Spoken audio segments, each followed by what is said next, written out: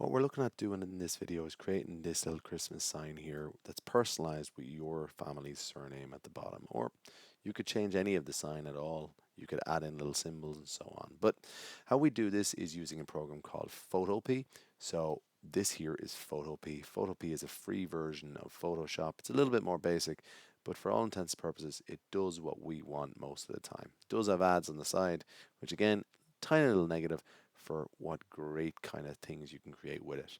Anyway, how we start off with this project is we're going to start off with the folder that's been shared with you on Google Classroom. Inside in that folder, you will find a PSD file. PSD files are Photoshop files, so that has the Christmas sign booted up in it, and then it also has this here. This here is a font, so it's an OTF file. You don't really need to remember that, but it just basically loads the font that's being used in here into it.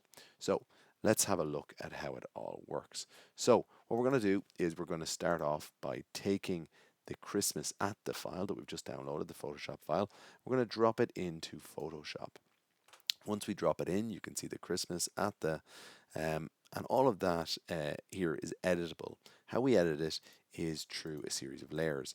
So everything you see there on the screen, on the left hand side in the preview window, that there is controlled by these layers. You can turn them on and off. You can take them and edit them also if you wish. But we're going to start off by editing the surname layer. Okay, so we're going to put our surname in here first of all. What we're creating here today is a Fitzgerald sign. So we're going to add an S at the end of it. And you can see it's absolutely massive, but more concerningly, the font has changed.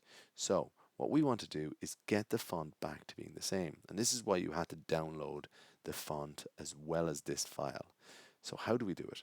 We go up here to our fonts tab. We click that.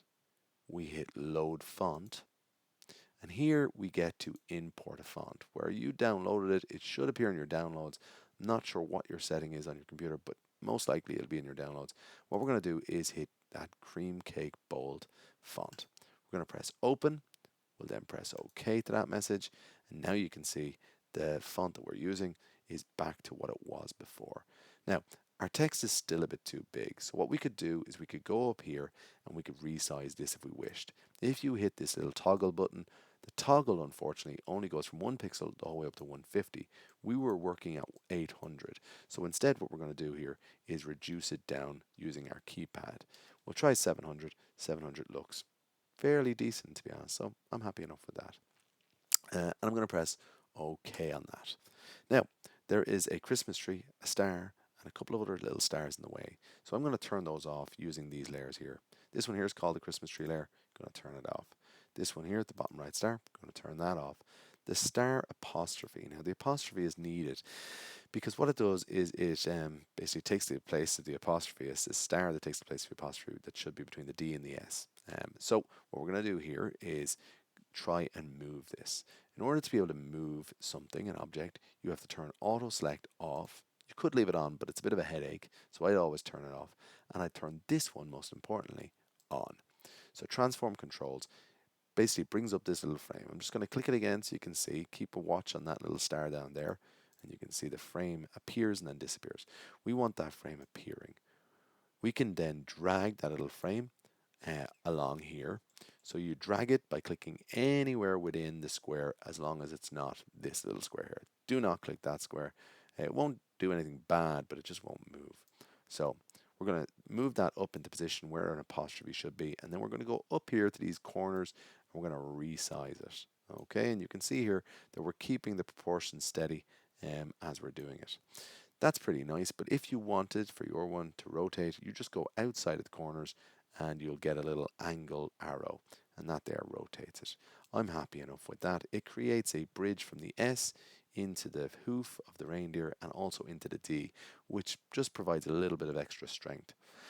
We could do it with possibly another one of those at the or to the sleigh. Might add that in a little while. But what I'm probably going to do first is put a little star over the dot there.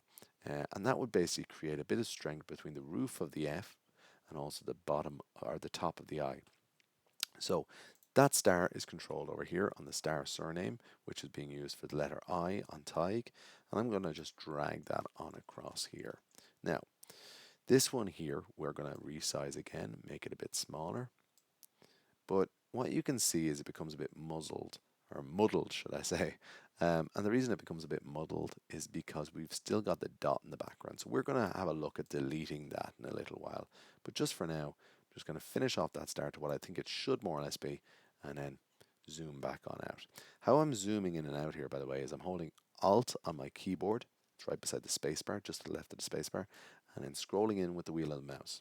If you want to move side to side, like so, you hold Control on your keyboard and then use the wheel of your mouse. And if you want to just move up and down, you don't press any button and you just move the wheel again. So that's the easiest way of moving around the screen and being able to zoom in and out at the same time. Okay, so what we want to do now is we want to basically create another bridge. If you zoom right in here to the F, you can see that the F is a bit disjointed. The laser, if it got right in there, it would probably meet in the middle and actually cut the bottom of the F off, and that bottom of the F would be lost. It would be a little island of its own and fall off. We don't want that, so we want to thicken this area. So there's a couple of ways of doing that, but they all entail us taking this layer here and changing it from a text layer, which it suggests by the letter T there. How we were able to edit it was double clicking that T. We're going to take that text layer, and what we're going to do is rasterize it. So at the moment it's a vector is what it's called. A vector is like a mathematical drawing. By right clicking the layer, we can rasterize it. When you rasterize something, it turns it into a pixelated image. The bad side is it becomes pixelated, which isn't good quality. Vectors are better qualities, but the good thing is that it's like paint now, and we can just smudge things or draw things on top of it. So now when I zoom in, what I can do is select first of all the back of this eye here. So I want to select that and delete it. So how I'm going to go about doing that is using my lasso tool. So the lasso tool here basically works like a cowboy's lasso. You can drag it around. So I'm just dragging my mouse around here, and I'm going to just make a bit of a loop. Don't need to be exact. And when I come back, and now that I've selected that area and I'm on the surname layer, which is no longer looking like a T, it looks like the writing itself, I'm going to press delete on my keyboard. And now if I hide that star over the surname, you can see I deleted the space that was being shown. Now I'm still missing another space, so I'm going to press Control D for deselect, because you can see there's still some dotted lines there. So I've still the old selection on. I'm still on my lasso tool. I'm going to select the rest. Don't actually need to do this part because it is in behind the star ultimately, but I like to just complete it anyway. So Control D again will deselect that area. Turn your star back on, and it's looking a little bit nicer. Now, what I want to do is just resize that while I'm zoomed in, get it nice. So just maybe twist it a little bit, and you know what? Happy enough with that. Okay, so we just Christmasized the eye, if that were a word. Now, we still have to deal with this F here. So what I'm going to do is at this point, if I turn that little star off, I can see the F is on its own here. So instead of using the lasso tool, I want to select that letter F, and I want to use what's called a puppet warp. A puppet warp is where you can basically take an element of it, stick a load of pins into the elements you don't want to move, and then be able to puppeteer it, move it up and down. Now I want the F, this part here, maybe to touch that part of the eye there. And I also want this part to sit down in there. So we start off by hitting the magic wand tool. The magic wand tool works by selecting things based on their color. So if I select this here part, the rest of the F all gets selected because it's the same color and it's connected through a tiny little bridge there. If it weren't connected through a tiny little bridge, I'd have to hit contiguous. In any case, I want to copy this layer, so I'm hitting Control C. Then I'm going to hit delete on my keyboard, and you'll see the letter F disappear. You can still see the outline of the selection we had, and we copied that selection before we deleted it. So if I hit now Control V and we take a look over here as I do it, you will see that we get a little message, saying allow the computer to paste it. And then once we press that allow button, you can see we've got now a separate layer. And that means that the letter F is sitting on a separate layer. Why is that important? Well, have a look at this tool. This is a cool one. If we go to edit and go down to puppet warp, hit that, what you'll see is the letter F is now turned into a load of triangulated pieces. And we can stick pins in it, as I was saying before. So that's one pin in there, a pin in here. And pins make sure that the piece can't move. So what I want to do here is I want to see if this can stretch out and touch that. But I don't want this part stretching with it. So I'm going to put two pins there either side. I'm going to throw a load of pins up here, because when you move your feet, the top half of your body tends to move too in some way. And now by sticking a load of pins in it, I can stretch that letter out, F out, and just get it contacting there in some way. I might stick a second pin up top, make it look a little bit more uniform, not quite so slanty. Same thing in the middle. Probably made it worse. If you don't like one of these pins here, what you could do is select the pin and hit backspace on your keyboard. If you hit backspace on your keyboard, then that pin will delete and the original position will be resumed as closely as it can. Now, I'm going to press OK. The annoying thing about the puppet tool is that the puppet tool doesn't allow you to control Z. I mean, I could control Z right now, which is undo, but it would delete all of the puppet tool. It doesn't delete things pin by pin. So I'm just going to hit Control Shift and Z this time, and I go take that step back forward. But you can see also it's created a bit of an uneven surface. So what I'm going to use here on this time is I'm going to use my paint tool. So the paintbrush is just here, works like any ordinary paint tool. You can select the color in the bottom left. It's already on black. I'm happy. I'm on the correct layer. What I'm going to do is just drag my paintbrush tool down the way there and make a bit of a smoother finish on it. Happy enough with that. It's not perfect, but life isn't. Up here, probably the easiest thing to do again is the paintbrush tool on this. We'll just widen that a little bit.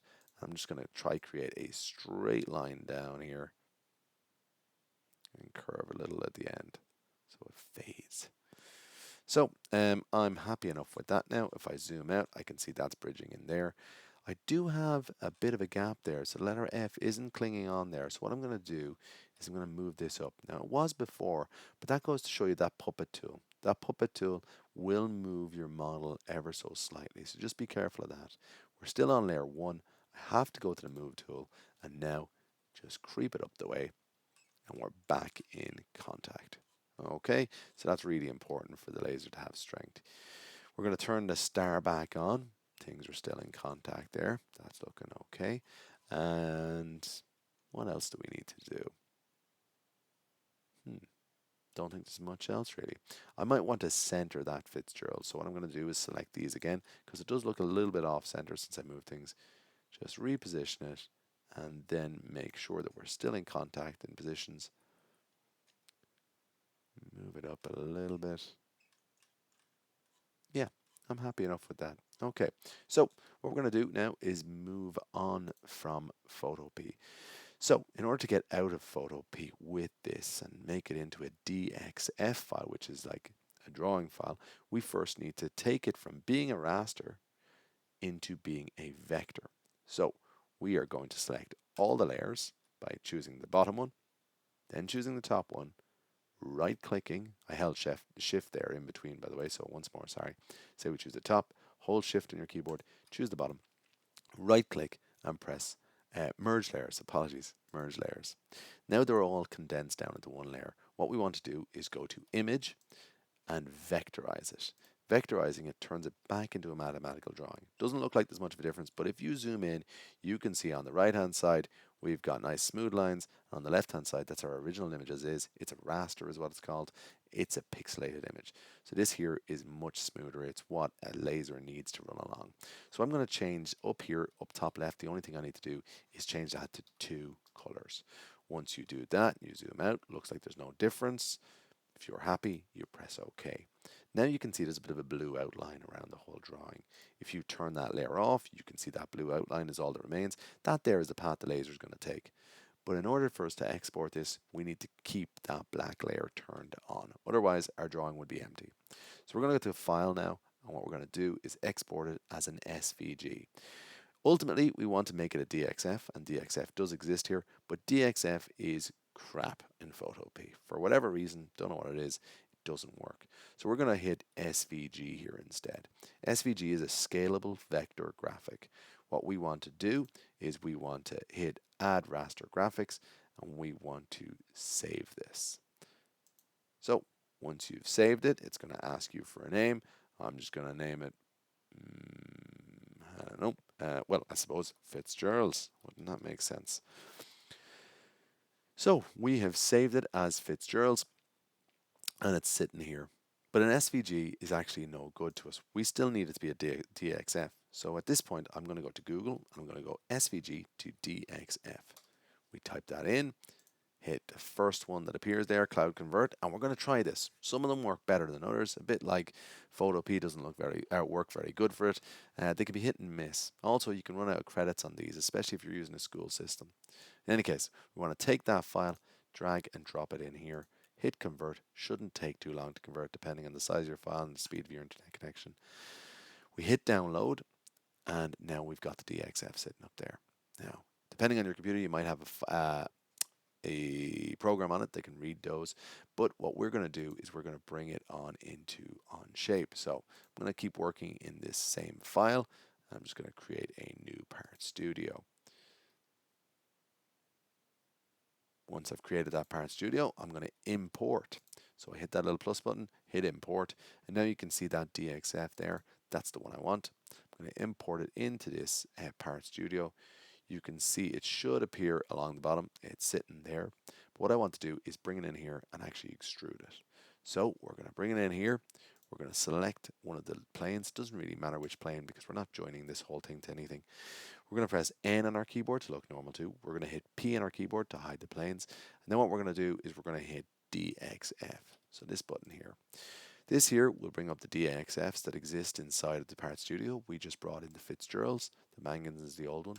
And we're going to press OK. It might take a second. The file will be very big. And what we want to do next is we want to resize it down. So these files here are going to be 200 in width. So I've hit D on my keyboard for dimension. I'm choosing the leftmost part more or less, which is the C there. And then over here to the S, any two of those dots, and drop a dimension.